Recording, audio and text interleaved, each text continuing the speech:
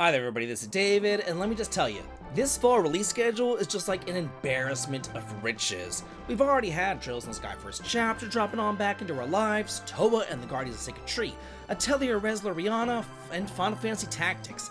And even with all that, we've still barely even scratched the surface of what is yet to come for the rest of the year. But up next in this packed release docket is Shrine's Legacy, which is an indie game that wears its SNES influences on its sleeve.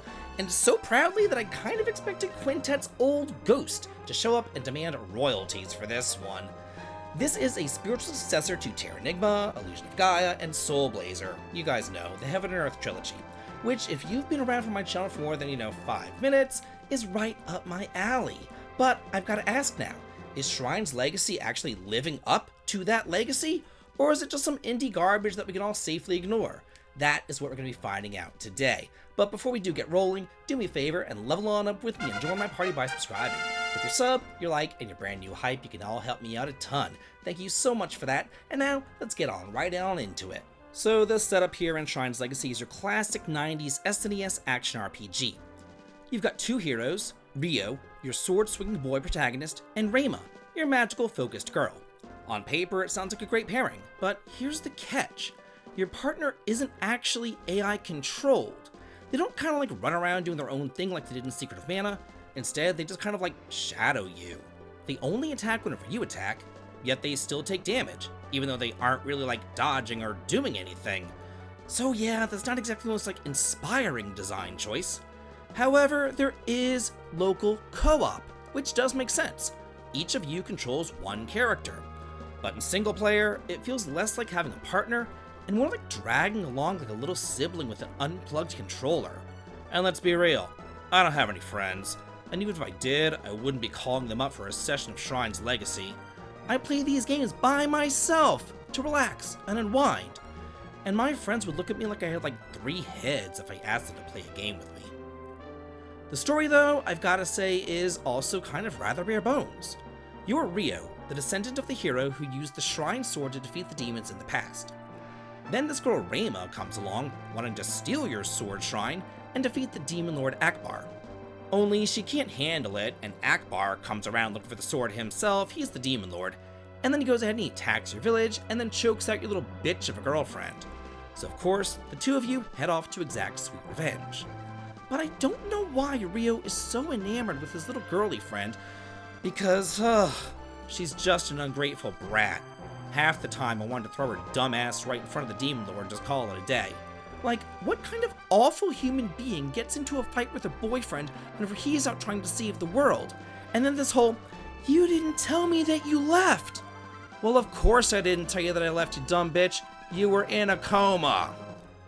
Anyway, before you can take on Akbar, you first need to power up the sword by collecting 8 elemental gems, each of which grants different magical powers. And of course, they're hidden all over the world.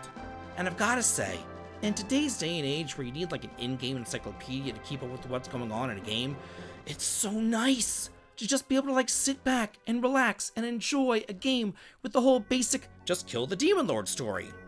And yeah, more stuff does happen along the way, but I don't want to spoil anything, and killing the demon lord is still the general gist of things at the end of the day anyway. Combat and progression are also familiar but satisfying. Kill monsters, you get some gold or experience points to level up and get stronger. Unlike Soul Blazer or Illusion of Gaia though, your stats there weren't tied to experience points. In fact, you didn't even gain experience there.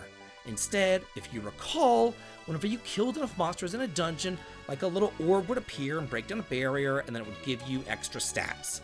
So in here, you can actually grind for stats because there are experience points. However, that little orb will still appear and break down barriers, so you can move on whenever you do defeat enough monsters.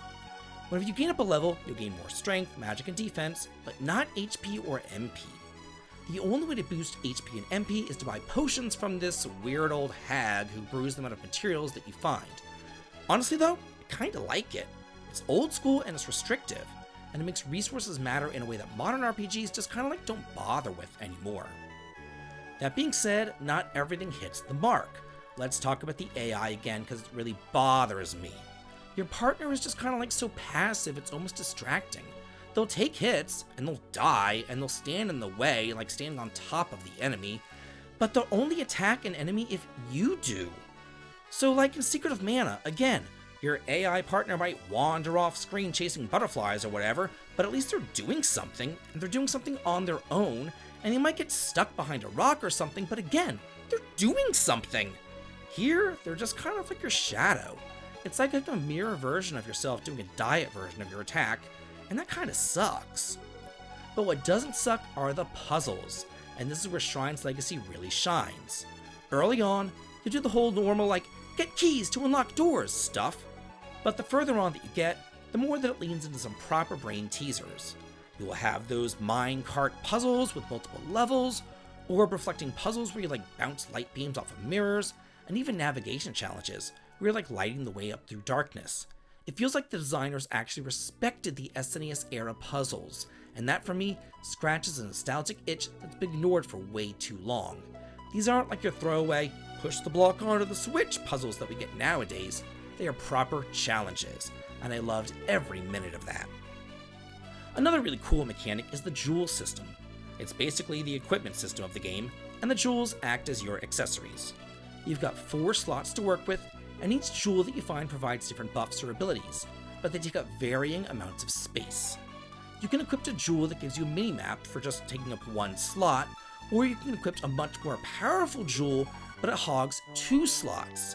And with each character only having 4 slots total on each of them, it's a constant balance of like utility versus power.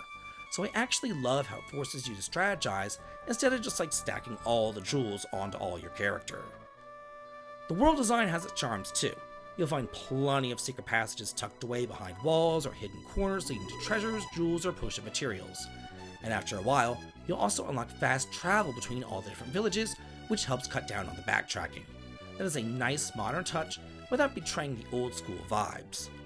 But now, let's talk about some flaws. The save system is as traditional as it gets. There is no autosave, there's only save points.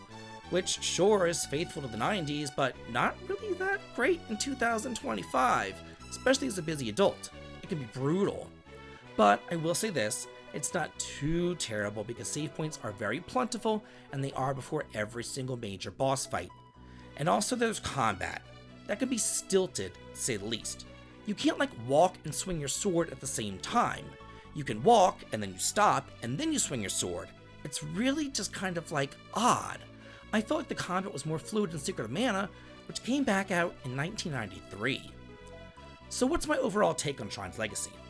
Honestly, it is a love letter to the Heaven and Earth trilogy, with some genuinely fun ideas, like the jewel system, the combat, the story, and the SNES-styled puzzles.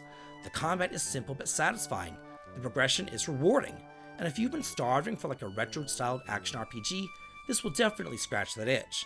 But at the same time, if you didn't grow up on those games, like I did, then you probably won't like it. It'll just be way too old school for you. So if you like Terranigma, or Illusion of Gaia, or Soul Blazer, or even the Grand Stream Saga, this will feel like coming home again. But if you're looking for a modern, tight RPG experience, this one here is probably just a bit too clunky. Personally, I would say it's worth picking up if you're my age and you're into these retro adventures, but maybe like wait for a sale if you're on the fence. So now I want to hear from you. Are you going to be diving into Shrine's Legacy? Or are you waiting for the next big RPG to drop? You know, like Dragon Quest 1 and 2, Pokemon Legends, or Octopath Traveler 0. Let me know in the comments. And as always, if this review did help you out, please be sure to like the video and subscribe. It helps me out a ton and I really appreciate it. Thanks for coming on over and hanging out with me, and have a good day. And I'll see all y'all in the next video.